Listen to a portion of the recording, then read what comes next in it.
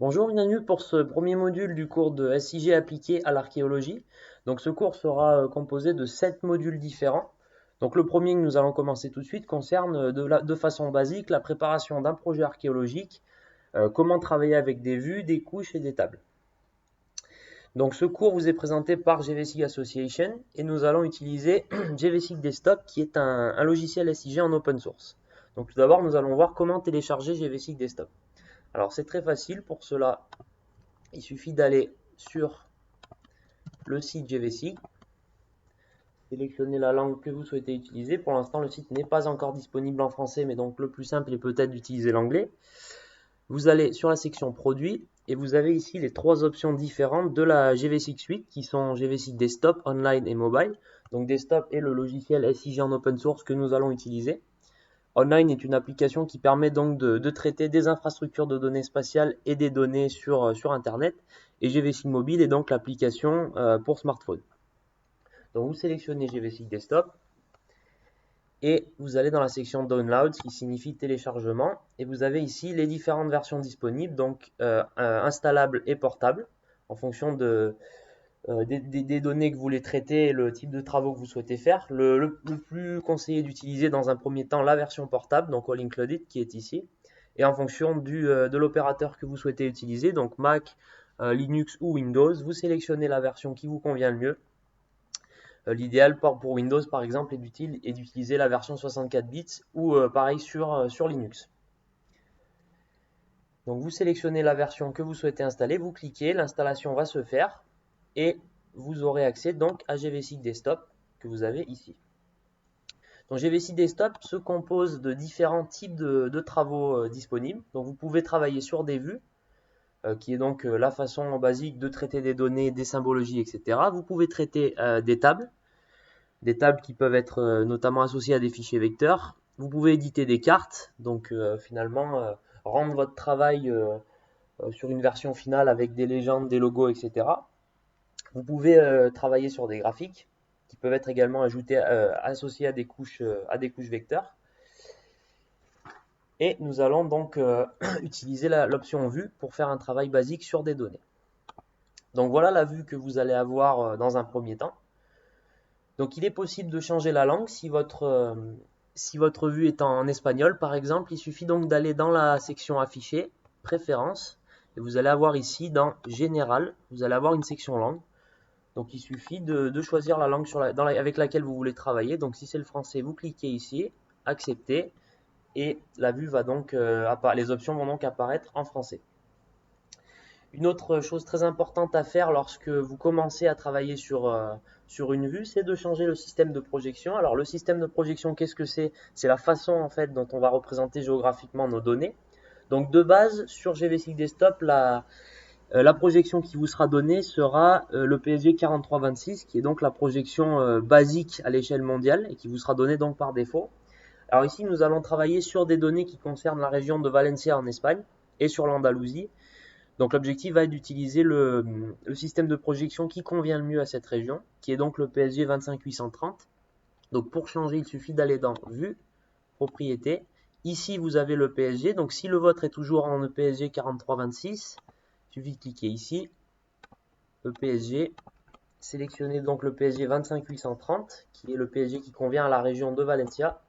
Sélectionnez celui qu'on vous propose, accepter. Et vous aurez ici un nouveau système de projection qui sera affiché en bas de l'écran. Donc maintenant, nous allons ajouter notre première couche. Donc pour ajouter une couche, il y a deux façons de le faire. Vous pouvez aller sur le menu Vue, ajouter couche, ou de façon plus simple, ici vous avez une icône qui vous permet directement d'ajouter. Vous cliquez et vous avez donc différents types de couches qui sont ajoutables. Vous avez des fichiers contenus sur notre ordinateur. Donc pour ceux qu'on va utiliser lors de ces modules, vous avez un lien au-dessus sur le blog GVSig, vous avez le lien pour les différents modules. Vous avez le lien pour télécharger la cartographie et ses données. Donc vous aurez simplement à les télécharger et elles seront donc sur votre disque. Vous pouvez ajouter des données OSM, donc finalement télécharger un fond OpenStreetMap. Vous pouvez télécharger des web maps, soit Google, soit Bing Maps, ou vous pouvez également utiliser des Web Map Services, par exemple, qui sont donc des cartes Internet, mais qui seront affichées dans GVSig Desktop. Donc, nous allons ajouter notre première couche. Donc, pour cela, ajouter. Vous vous rendez donc probablement dans la section téléchargement, où les données que vous avez téléchargées sont stockées. GVC Arqueología. Et vous sélectionnez Yacimientos Comunidad Valenciana, qui sont donc les sites archéologiques de la région de Valence, ou de la province de Valence. Donc pour cela, vous sélectionnez la couche municipalité, et vous acceptez. Vous avez donc ici la Comunidad Valenciana, qui est donc composée de 3 provinces différentes, Valence, Alicante et Castellón, qui va donc apparaître. Donc dans un premier temps, l'objectif c'est de voir qu'est-ce qui est contenu dans la table attributaire de cette couche. Donc cliquez droit sur le nom de la couche dans le catalogue à gauche, dans la table des contenus à gauche, table attributaire, et vous avez ici les différents champs qui sont contenus avec cette couche. Donc le nom des municipalités, le code associé à ces municipalités, le comarca, qui est comme finalement un county, et le nom de la province, donc comme je l'ai dit, Alicante, Valencia ou Castellón. Donc pour effectuer par exemple une sélection de façon simple avec les noms des différents champs dans la table, il suffit donc de sélectionner en cliquant les différents champs qu'on veut représenter. Et on aura ici donc sur la carte la sélection que l'on a effectuée qui apparaît en jaune.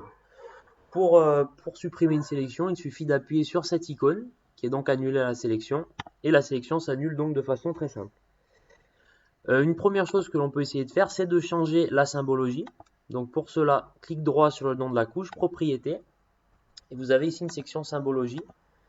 Vous cliquez dessus, vous sélectionnez catégorie, et nous allons donc représenter chaque province avec une couleur différente. Donc pour cela, vous allez sélectionner valeur unique. Vous sélectionnez le champ que l'on souhaite finalement, pour lequel on souhaite changer la symbologie, qui est donc provincias. Tout ajouter.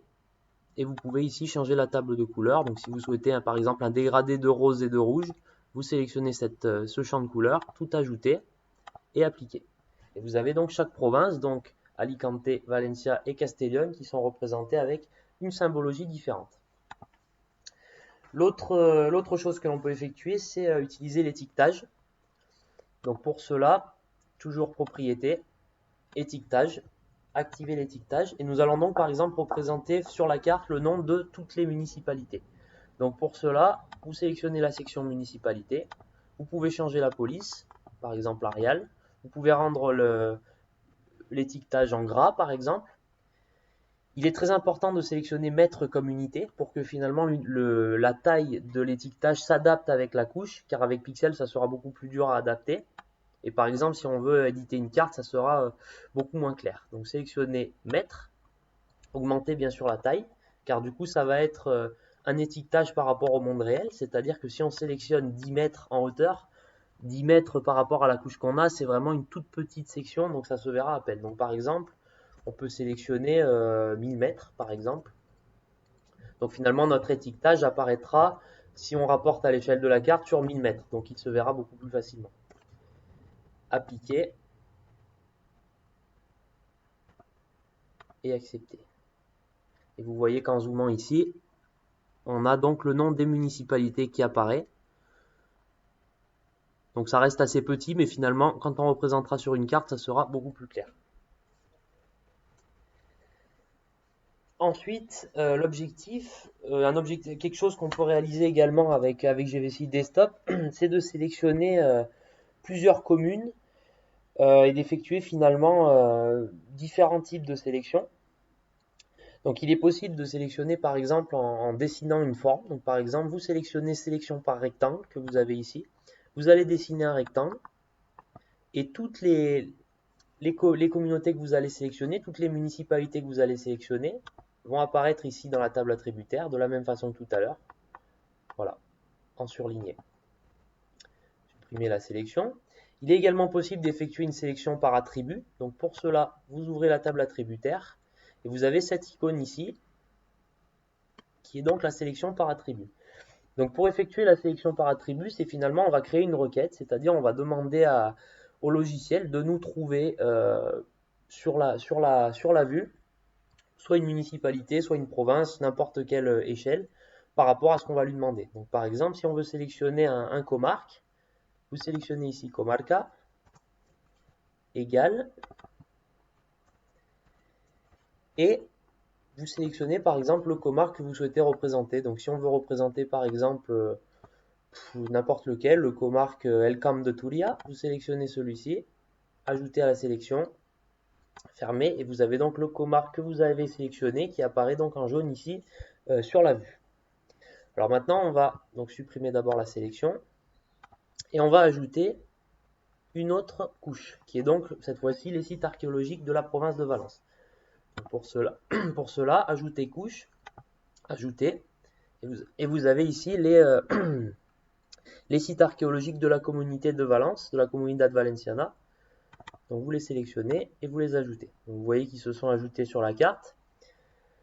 On peut éventuellement changer la symbologie pour les rendre plus visibles.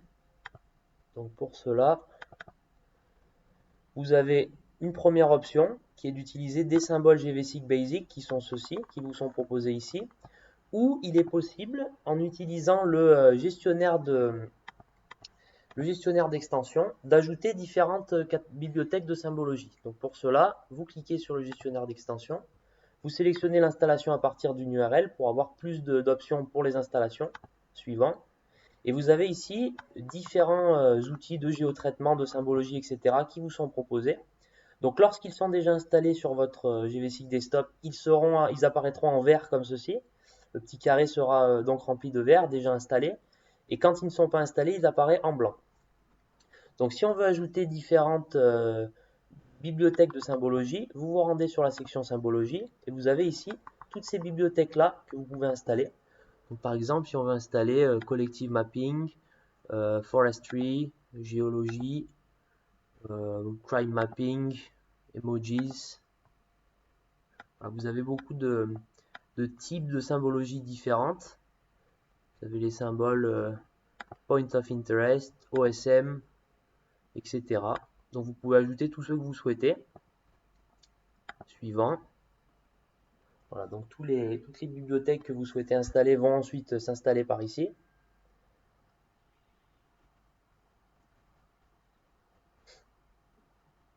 Donc il est encore une fois possible d'utiliser la bibliothèque de symboles GVSIG Basic, mais vous aurez donc en installant toutes ces bibliothèques beaucoup plus de symboles disponibles.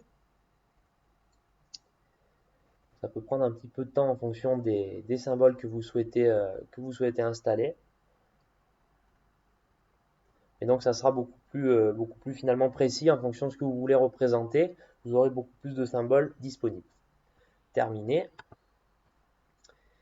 Donc vous aurez ce message là où on vous dit qu'il est nécessaire de redémarrer GVSIG pour que les modifications prennent effet. Donc vous voyez ici que dans symbologie, explorer les symboles, l'installation peut se faire toute seule. Il est toutefois conseillé de redémarrer GVSIG pour être sûr que l'installation se fasse bien.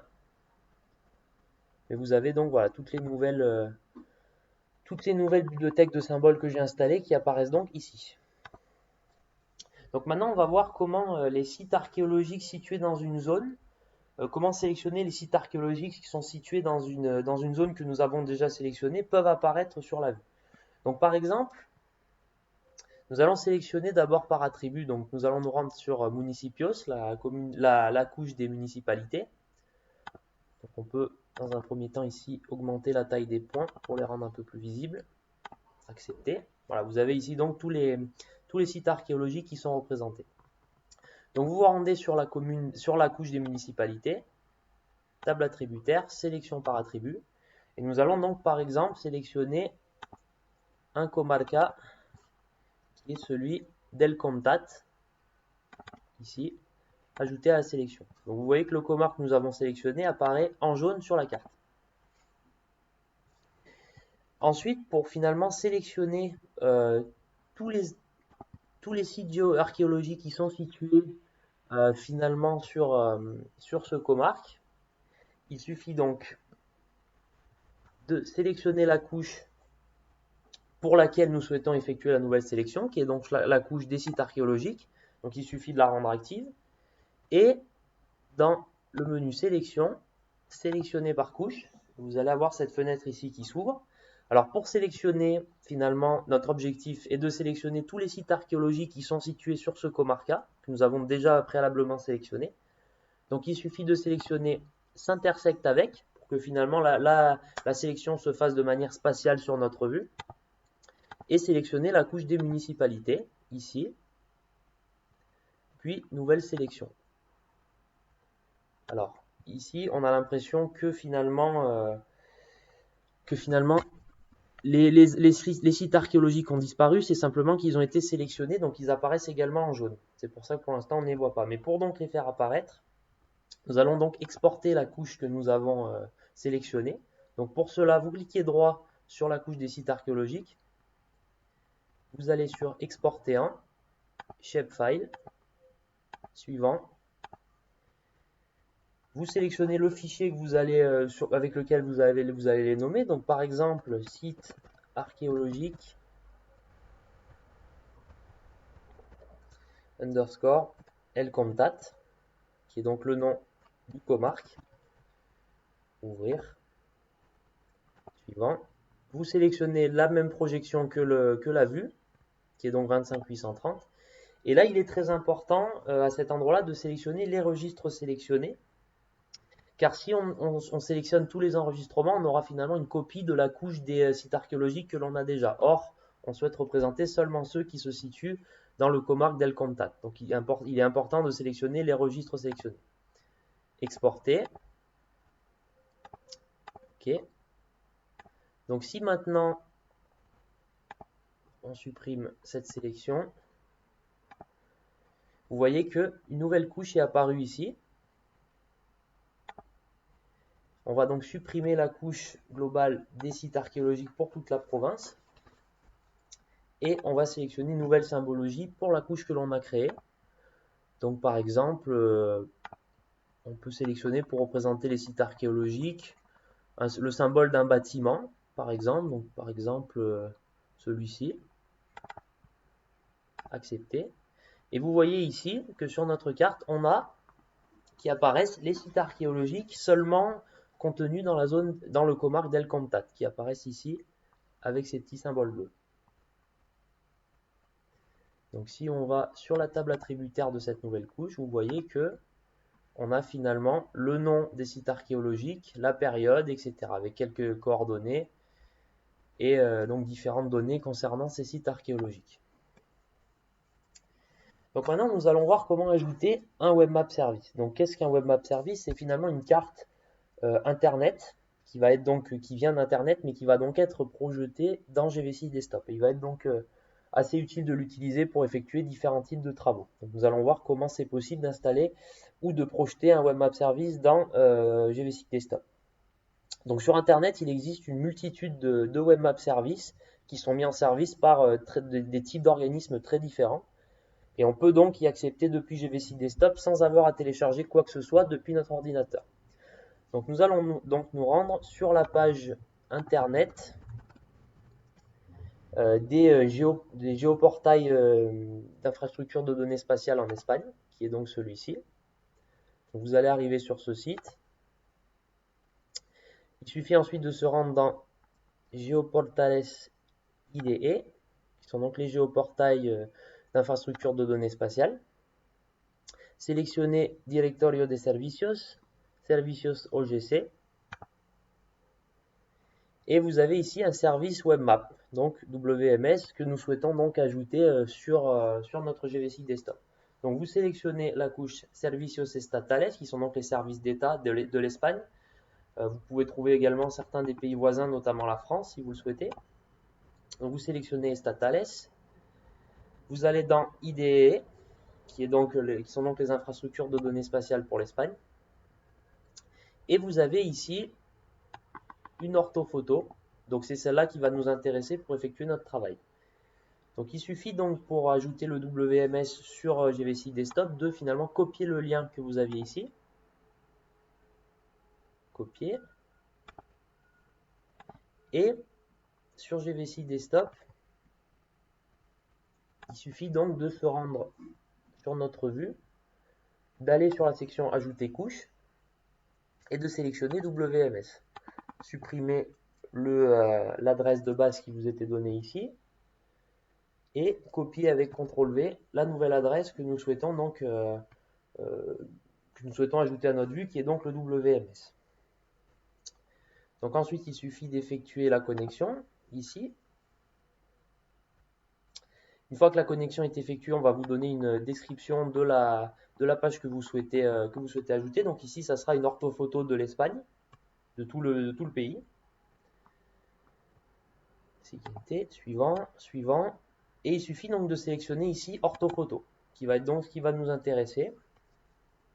Je précise quand même que lorsque vous copiez une adresse, parfois il va y avoir des espaces qui vont se mettre au début ou à la fin. Donc il est très important de vérifier ici qu'il n'y a pas d'espace, car le WMS ne marchera pas même s'il y a un espace au début ou à la fin. Donc il est très important de vérifier ça lors de l'ajout du WMS. Donc la connexion effectuée, vous sélectionnez donc l'orthophoto. Suivant. Suivant. Et ici, avant l'ajout du WMS, il va falloir sélectionner donc le format image PNG, qui va donc permettre de représenter le WMS dans GVC Desktop. Sélectionnez donc le PSG 25830, qui est donc celui qui convient à la région de Valence et plus globalement à l'Espagne. Et par exemple ici, TextPlane, qui va être comment les informations sont représentées avec le WMS. Accepter. Alors, il est important d'attendre un petit peu car le chargement peut être un peu long en fonction de la taille des fichiers. Et vous avez donc ici une orthophoto de l'Espagne qui a été ajoutée. Donc une orthophoto, c'est finalement une espèce d'image satellite qui vous permet donc de représenter un territoire avec finalement une qualité de type photo aérienne. Donc pour effectuer certains types d'analyses, ça va être parfois très utile. Donc on a toujours notre couche que l'on avait ajoutée ici des municipalités de la zone de Valence. Et maintenant, on va effectuer un nouveau travail, on va ajouter une table. Donc pour ajouter une table, c'est très simple. Afficher, gestionnaire de projet, table. Et nous allons donc ajouter une nouvelle. Donc pour cela, on va sélectionner la couche Monastyle, la table Monastyle plutôt, qui se situe donc toujours dans la section que vous avez téléchargé, le dossier que vous avez téléchargé avec toutes les données nécessaires à ce module et aux autres modules qui vont suivre après. Donc vous sélectionnez la table Monastyle ici. Vous allez dans les propriétés et il est très important de cocher utiliser le premier rang comme en tête pour éviter que finalement le premier rang ne devienne avec le nom des champs ne devienne un champ normal. Donc ça c'est très important. Sélectionnez le premier champ comme en tête, accepter et accepter. Et nous avons donc ici sur notre vue, c'est pas ajouté, donc pour cela retourner sur le gestionnaire de projet,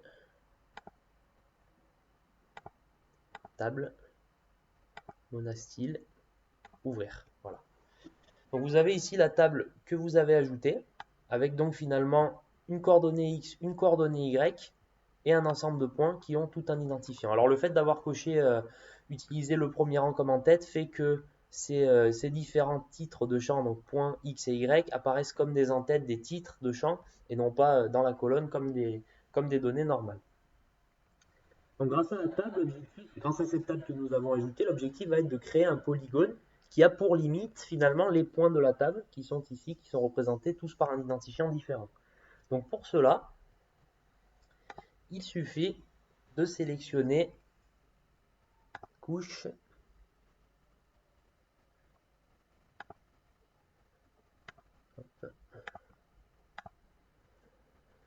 géométrie dérivée que vous avez ici.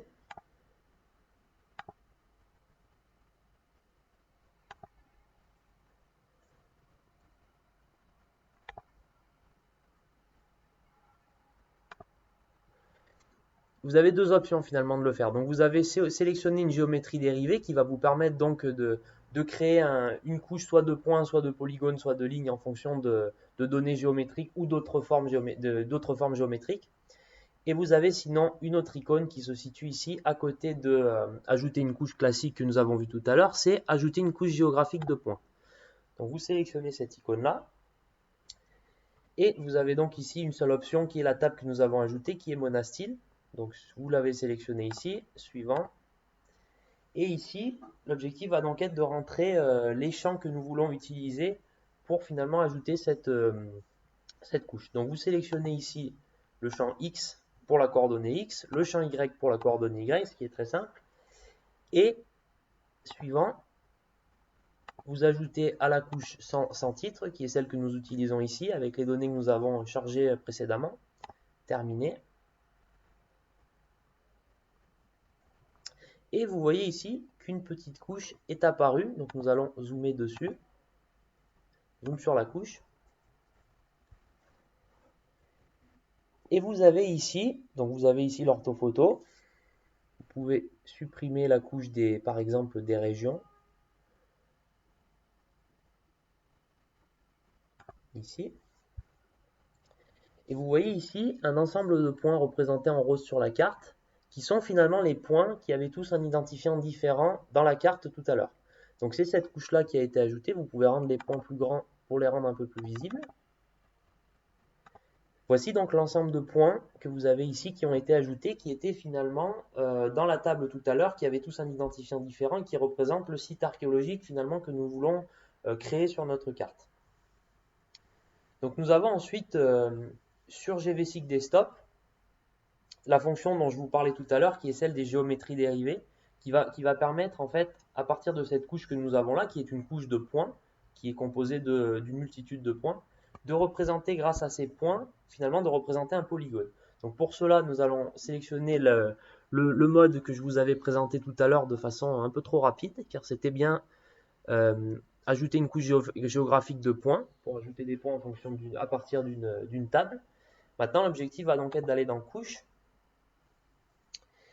et donc d'utiliser la fonction géométrie dérivée dont je vous parlais tout à l'heure, qui est ici. Donc avec cette fonction, on va pouvoir, grâce aux points que nous avons sur la carte, représenter un polygone. Donc pour cela, il faut sélectionner la couche d'événement, qui a donc été créée. La couche d'événement, c'est la couche que nous avons créée avec les points que vous avez ici. Couche d'événement.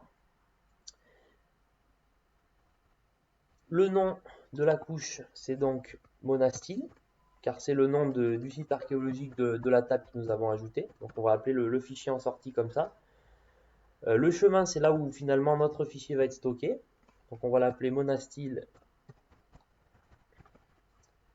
Ouvrir. Oui. Nous allons avoir donc un nouveau shapefile Monastyle qui va s'ajouter à la carte. Et ensuite, l'option la plus importante, c'est le type de traitement que nous voulons utiliser. Donc là, dans ce cas, on veut partir d'une couche de points et représenter une couche de polygone. Donc il va donc falloir choisir point vers polygone. Suivant. Vous avez ici la table qui vous est représentée. Et on va appuyer donc sur le bouton plus que vous avez à gauche, qui est le bouton qui permet d'ajouter des éléments. Donc ajouter tous les éléments de la table qui sont ici, les entités qui vont apparaître là, finalement, et qui vont nous permettre de représenter notre polygone. Générer. Et vous avez ici un polygone qui a été créé qui finalement représente notre site archéologique. Donc vous pouvez ici supprimer la couche d'événements des points qui ne nous est plus utile. Mais vous avez donc ici ce nouveau polygone qui a été créé et qui représente donc ce site archéologique qui peut exister en Espagne. Et cette fonctionnalité nous permet donc de créer des entités qui peuvent être des sites archéologiques ou d'autres entités et qui nous permettent donc d'effectuer des traitements assez intéressants sur GVSeek Desktop. Donc l'important également est de sauvegarder le projet pour pouvoir éventuellement le réutiliser lors des prochains modules. Donc pour cela, sélection, tout sélectionner, accepter, et nous allons donc l'appeler par exemple module 1. Enregistrer, et là le fichier est donc maintenant enregistré. C'est donc là-dessus que nous en terminons avec ce premier module, qui était donc celui qui nous permettait de voir comment travailler avec des vues, des couches et des tables. Et à très bientôt pour le prochain module.